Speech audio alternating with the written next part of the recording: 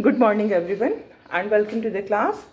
Today it's 12th August and we will be continuing with our chapter Parties and Party System in India.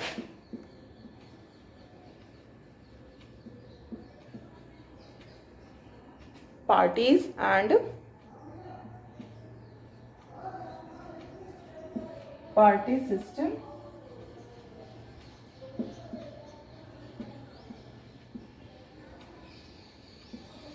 in India.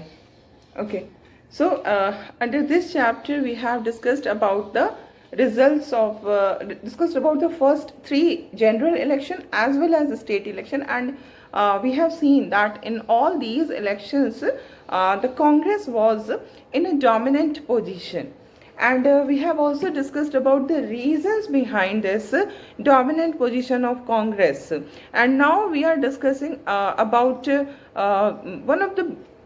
one of the most unique feature of Congress, that is the Congress was a coalition of ideologies and social groups, different, diverse and opposite social groups were given space in Congress. Likewise, different, diverse and opposite ideologies were also given space in Congress, and in this way Congress became a coalition. Congress became a coalition of ideologies and social groups. Okay, we have discussed about it, है ना? And now we are discussing another unique feature of Congress. It was really unique feature of Congress that there was tolerance and there was management of faction. In Congress, there was not a system of taking any kind of disciplinary action against any faction if they are holding any views which are totally against the views of the national leadership, or if they are going against the national leadership, if they are having some kind of ambitions for any political post. In that case also there was no disciplinary action taken against these factions, because Congress was an all-inclusive party. It was the nature of Congress actually which developed during the national movement, because in order to remove the British rule, in order to make our struggle more powerful against the British, it was very much important that the support of people should be more and more, isn't it? And in order to gain this support, what was required, that all the people belonging to different ideologies, belonging to different social groups should be there. The Congress never said no to anyone कि नहीं आपके लिए हमारा party नहीं है. The Congress party was for everyone. And जब Congress party के अंदर आकर के जब डिफरेंसेस पैदा होते थे, किसी पर्टिकुलर फैक्शन के एक फैक्शन बन जाता था जिसके बारे में we have discussed in the previous class, तो ये जो फैक्शन होता था उसको मैनेजमेंट बहुत बढ़िया से होता था. उसको ये नहीं कि डिसिप्लिनरी एक्शन लेकर के उनको पार्टी से निकाला जा रहा, नहीं, they will remain inside the party. Party के अंदर रहते हुए उनकी जो महत्वाकांक्षाएं हैं, उनके जो डिमांड्स हैं, उसको पूरा करने का एफर्ट किया जाता था. And the most important thing here you must know understand कि जो फैक्शन वाले ग्रुप थे, जो इस तरह के we can say rebellious type of leaders होते थे, they also did not want to leave the Congress, because they were knowing that if they leave the Congress, if they leave the Congress, they will be in a position of getting nothing. If they will remain inside the Congress, they will be satisfied with some or the other means. तो वो खुद भी नहीं छोड़ना चाहते थे और ना उनको पार्टी से निकाला जाता था. And here one more thing, as we have discussed in the previous class also, that is very important, why Congress was all inclusive. Because Congress never hold any view which is extreme. चाहे कोई भी view हो, उसमें कांग्रेस जो है वो बीच के view को ही होल्ड करता था. दोनों एक्सट्रीम पोजीशन को वो रिफ्यूज करता था. It was because it wanted to have people belonging to both the extremes. जो भी, जैसे अगर लेफ्टिस्ट है और राइटिस्ट है, तो कांग्रेस ना तो पूरी तरह से लेफ्टिस्ट था, ना ही पूरी तरह से राइटिस्ट था.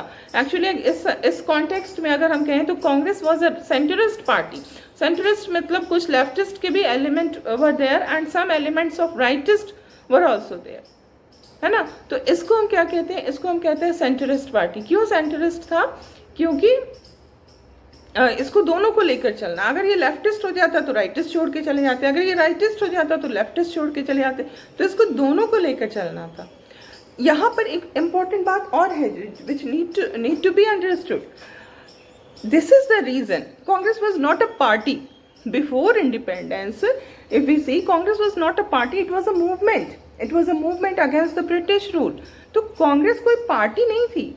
पार्टी के लिए सबसे इंपॉर्टेंट चीज क्या होता है? There must be an ideology, है ना. But ideology was not there because हर आइडियोलॉजी को इसमें जगह दी जा रही थी. हर कुछ कांग्रेस हर किसी को लेकर चल रहा था. तो it is not a feature of a political party. Political party के कुछ आइडियोलॉजीज होते हैं, कुछ पर्टिकुलर सोशल ग्रुप्स ही उसको ज्वाइन करते हैं. So it was not a political party, it was a movement and its purpose was not to grab power. Its purpose was to remove British rule from India. And that is the reason when India got independence, it was the suggestion of Mahatma Gandhi that Congress would be dismantled. खत्म हो जाना चाहिए कांग्रेस को, क्योंकि the purpose has been achieved. But the Congress was not dismantled. Congress was still there. Congress is still there as a political party. ठीक है. तो यही जो नेचर था कांग्रेस का, उसका ही फायदा उसको मिला आगे के इलेक्शंस में. जो 3 जनरल इलेक्शंस की हम बात कर रहे हैं, जहां पर कांग्रेस को हर in every election Congress was able to win more than around 3/4 of the seats in all the states, mostly in all the states. Some exceptions were there, but अगर exceptions पर हम ध्यान न दें तो हम कह सकते हैं कि in all the states Congress was there. तो ये क्यों था? ये इसीलिए था. This was the reason. This was the unique feature of Congress: tolerance and management of faction. And इन सब की वजह से ये जो कुछ भी हम कांग्रेस की डोमिनेंट पोजीशन को देख रहे हैं, because of this dominant position of Congress, what we find that the opposition was very weak, है ना. हर मुद्दा कांग्रेस में मौजूद है, हर आइडियोलॉजी कांग्रेस में मौजूद है. अपोजिशन के पास न कोई आइडियोलॉजी, न कोई प्रोग्राम, न कोई पॉलिसी, न कोई इशू. जो कोई भी इशू अपोजिशन उठा रहा है वो पहले से कांग्रेस में मौजूद है. तो कांग्रेस के इस नेचर के कारण, because of this nature of Congress, opposition party became very very weak. And this was this we find in our political system up to the 3rd general election. And in this regard, one more term which is very much important to understand, that is Congress system. Okay.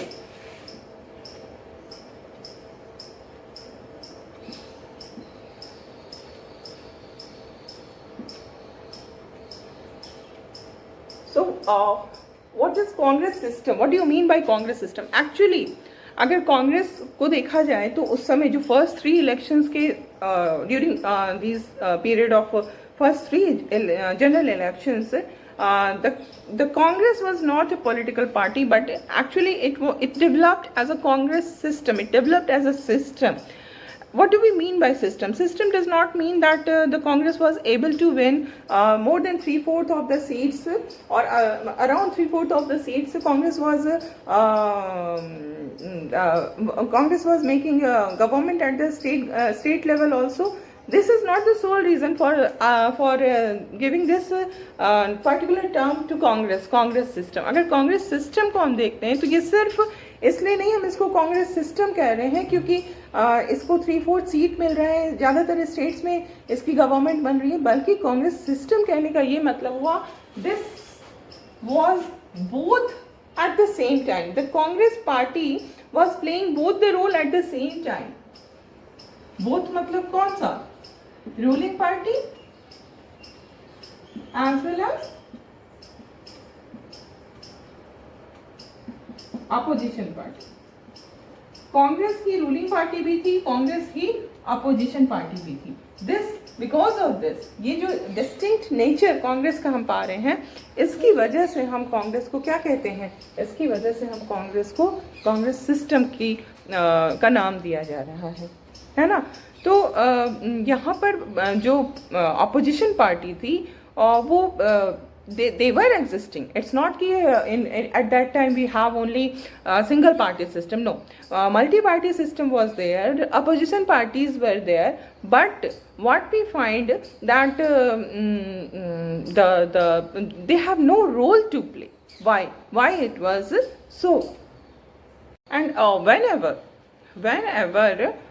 factions arose in within the Congress party, the opposition party tried to impress, tried to influence these factions, है ना। वो चाहते थे कि जो faction पैदा हो गया पार्टी के अंदर, फैक्शन आना पार्टी के अंदर, इट मीन्स कि there is lack of discipline, है ना। फैक्शंस जितने ज़्यादा आ रहे हैं पार्टी के अंदर, तो इसका यही मतलब होता है कि पार्टी में डिससेटिस्फैक्शन है ना। There is a group which is dissatisfied with the decisions taken by the national leaders.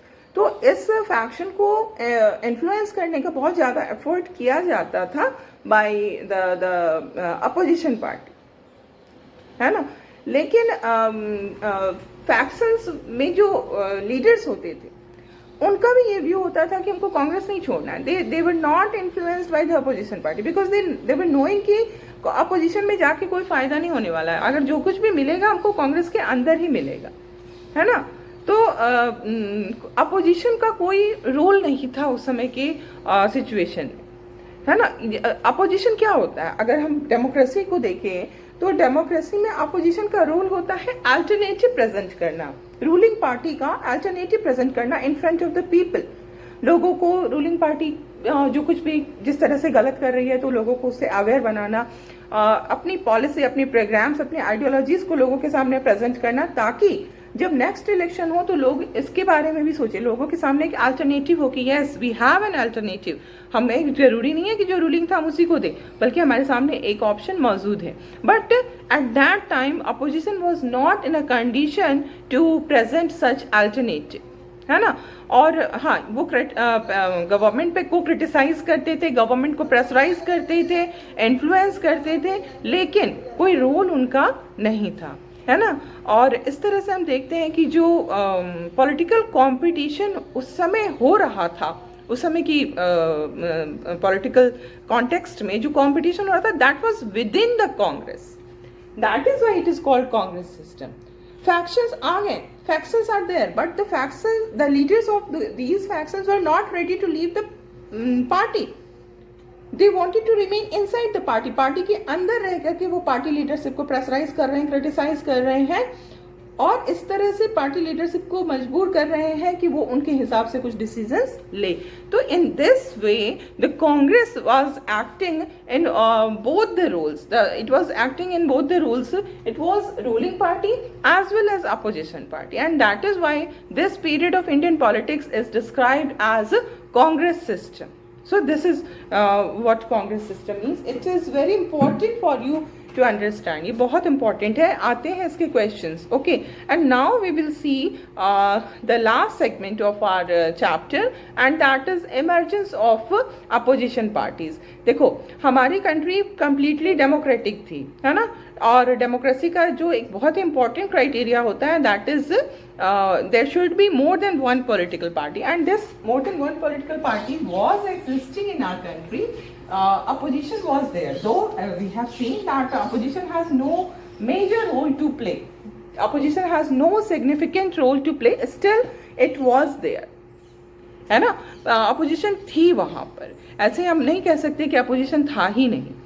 Dominance इसका था, पार्टी हमेशा कांग्रेस ही रूल कर रही थी, गवर्नमेंट फॉर्म कर रही थी, बट अपोजिशन वाज देयर. और एक हम कह सकते हैं कि ऑफिशियल अपोजिशन भी नहीं था, because as we have discussed earlier also, in order to become official opposition party, a party must get at least 1/10 of the total membership of the Lok Sabha, and no party was in a condition during the first 3 general elections that they are getting 1/10 of the total membership. So there was no official opposition. It was only we can say that these opposition parties succeeded in gaining only a token representation in the Lok Sabha and state assemblies also.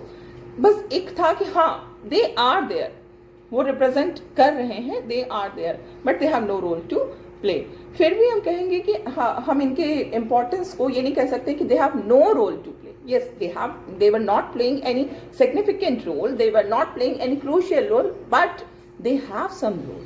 First of all, what is important to understand that their presence was very much important for a democracy, because democracy cannot be there if opposition parties are not there, है ना.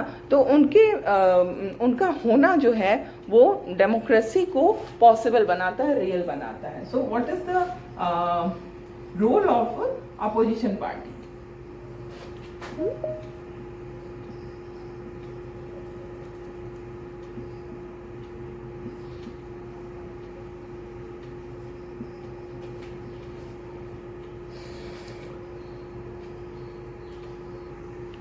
So these political opposition parties were important for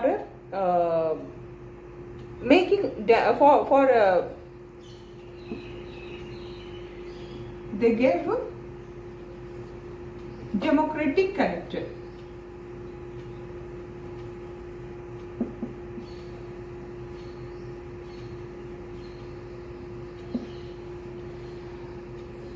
Yes.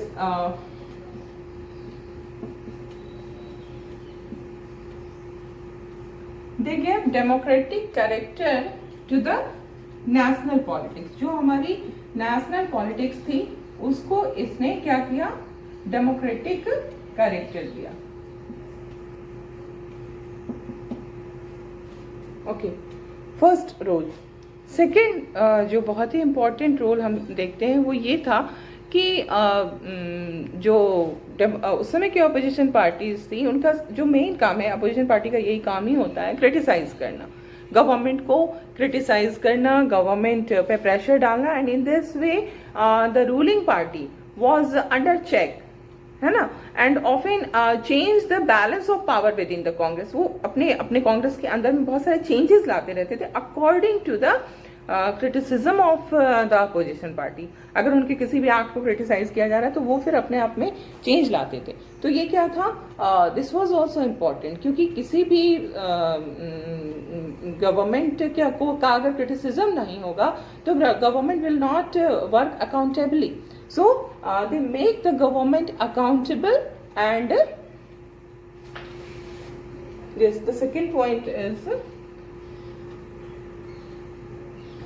this is the first, they gave democratic character to the national politics. Then second,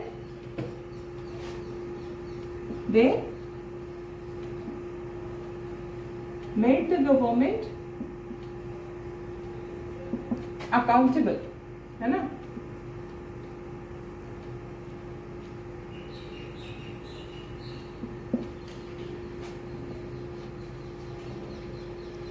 so in this way they were playing a very important role, क्योंकि उनके criticism का असर होता था कांग्रेस के decisions पे. And then next we will see that these political party also groomed the leaders who were to play a crucial role in the shaping of our country in future. Like जो 50s में जो opposition parties के leaders थे उनका grooming हो रहा था, और grooming का ये नतीजा होता है कि आगे चल के 70s में ये जो leaders थे उन्होंने एक बहुत ही prominent role play किया. तो this was also a very important role played by the political opposition parties, grooming the leaders, है ना. They groomed the leaders.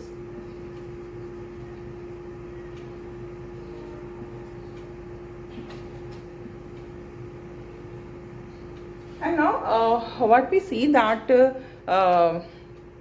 at that time, especially during the time of Pandit Nehru जब तक रहे तो एक बहुत ही ज़्यादा जिसको कहा जाए म्यूचुअल रिस्पेक्ट था between the leaders of the ruling party and the leaders of the opposition party. आज के समय के जैसे बिल्कुल भी माहौल नहीं था, बल्कि दोनों में opposition party के leaders भी ruling party के leaders को respect करते थे, ruling party के leaders भी opposition party के leaders को respect करते थे. और इसका एक example हम देख सकते हैं when interim government was formed after this declaration of emergency. What happened that in this interim government, opposition leaders were also there as a minister, like Dr. Ambedkar, who was in opposition, Syama Prasad Mukherjee, who was in opposition. They were also given place in the cabinet. So Jawaharlal Nehru was a person of, we can say, he has a very much fondness for the Socialist Party as well. And he invited socialist leaders like Jayaprakash Narayan also to join his government. So this kind of personal relation was there at that time. And this was not, we cannot find after the death of Nehru. Nehru के बाद ये सब कुछ खत्म हो गया. नेहरू ने एक अलग ही लेगेसी को स्टार्ट किया था. तो ये जो डेमोक्रेटिक पॉलिटिक्स हमारी कंट्री में है वो बहुत ही यूनिक था, है ना. इस तरह का म्यूचुअल रिस्पेक्ट और इंटरिम गवर्नमेंट में अपोजिशन पार्टीज को भी जगह देना, दैट वाज कम्प्लीटली यूनिक. और ये इसलिए हो पाया क्योंकि Congress was there at the as the ruling party, and Congress was not a party, Congress was a movement before getting independence, and because of its that nature it was able to include each and everyone, है ना.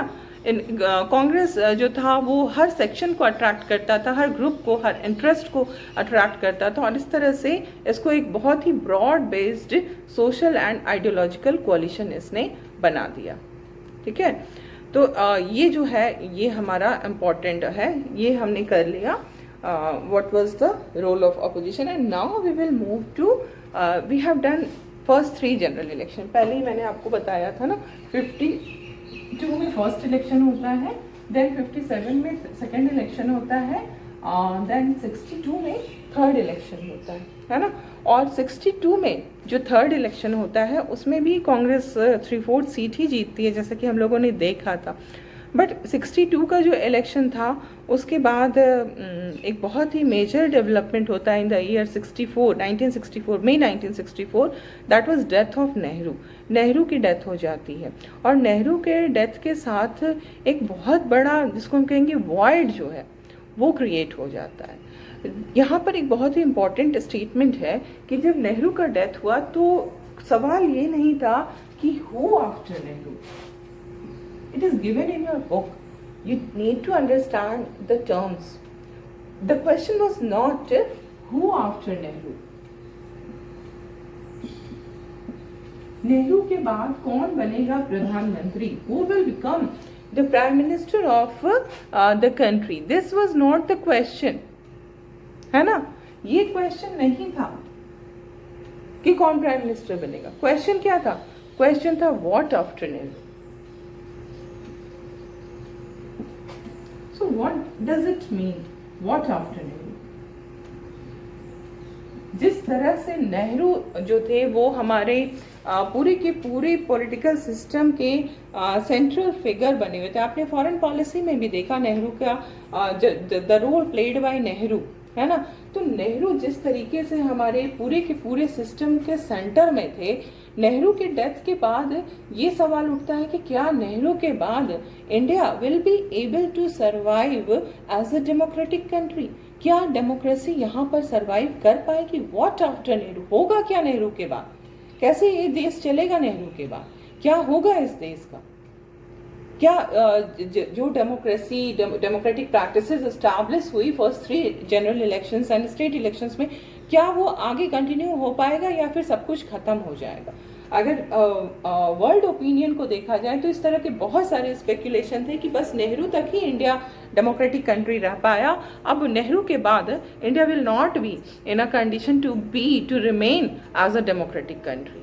So this was the question, and you also need to understand the situation which was prevailing in 1960s.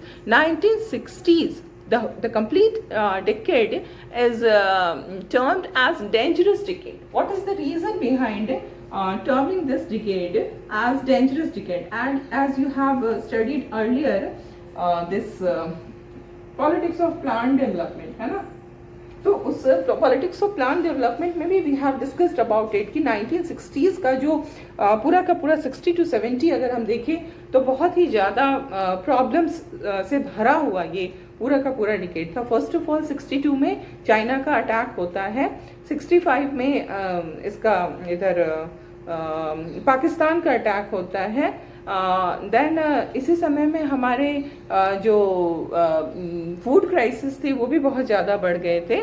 Plus Nehru का death होता है, तो और आगे फिर शास्त्री जो प्राइम मिनिस्टर बनते उनका भी डेथ होता है. ये सब चीज़ें हमने उस चैप्टर में डिस्कस किया था, है ना.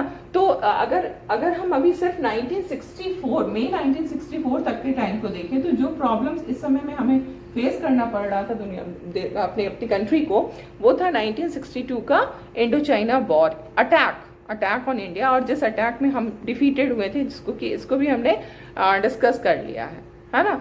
तो ये एक सबसे बड़ी जो हमारे सामने हमारे लिए बहुत बड़ी प्रॉब्लम थी. इसके अलावा पॉवर्टी इनइक्वालिटी 10 years हो गए थे, more than 10 years, it was more than 10 years after getting independence, still the problems were alive.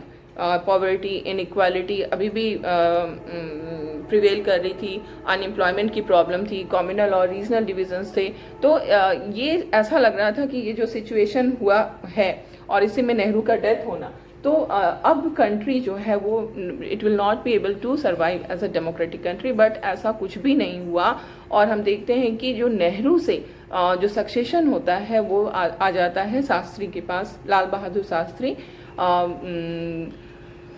जब नेहरू की डेथ होती है तो उस समय जो कांग्रेस के प्रेसिडेंट थे वो थे के कामराज. और के कामराज ने पार्टी के लीडर से कंसल्ट किया और जो कांग्रेस के मेंबर्स थे पार्लियामेंट के उनसे कंसल्ट किया, और उनको ये समझ में आया कि एक तरह का एक कंसेंसस बना हुआ है फॉर लाल बहादुर शास्त्री, है ना. तो लाल बहादुर शास्त्री जो हैं उनके फेवर में कंसेंसस बना हुआ था और इस तरह से उनको यूनानिमसली चूज कर लिया गया as the leader of Congress parliamentary party, है ना. कांग्रेस की पार्लियामेंट्री पार्टी के वो यूनानिमस लीडर डिक्लेयर हो जाते हैं, लाल बहादुर शास्त्री. ठीक है. he becomes the next prime minister, he becomes the leader of the Congress parliamentary party, and in this way he becomes the next prime minister of the country. He was a very non-controversial leader, किसी तरह की controversy नहीं थी उनके साथ. he belonged to Uttar Pradesh and Nehru की cabinet में वो कई सालों तक मिनिस्टर भी रहे थे. एंड नेहरू कई बार उन पर डिपेंडेंट भी रहने लगे थे अपने लास्ट टाइम में, क्योंकि he has the qualities. So Lal Bahadur Shastri is very much known for his simplicity and his commitment to principles. He was a very principled person. So there was an incident when he resigned from the post of this railway minister. Why? Because major railway accident took place and he took moral responsibility for this accident, and for that purpose he resigned from his railway ministry, as he resigned as railway minister. So this is the principle of Lal Bahadur Shastri. And he was the Prime Minister of India for a very short span of time, we can say only for 2 years. और ये जो उनका छोटा 2 साल का ही prime ministership था, लेकिन इसमें बहुत इंपॉर्टेंट चैलेंजेस उन्होंने फेस किया. The first challenge was food crisis, about which we have discussed in the earlier chapter when we were discussing green revolution, है ना. तो शास्त्री जो थे उस समय में बहुत जो चाइना के साथ जो वॉर हुआ था उसका जो इम्पैक्ट था वो अभी तक कंट्री में फील किया जा रहा था. और मॉनसून भी फेल हो गया था, ड्राफ्ट के कारण सीरियस फूड क्राइसिस हो गया था. और जैसा कि हमने देखा था कि हमको अमेरिका से हमें फूड एड लेना पड़ रहा था और इसके बदले में अमेरिका हमें हमारे इकोनॉमिक पॉलिसीज़ में चेंज करने के लिए प्रेशर डाल रहा था. तो इसी समय ये इन्होंने नारा दिया था, जय जवान जय किसान.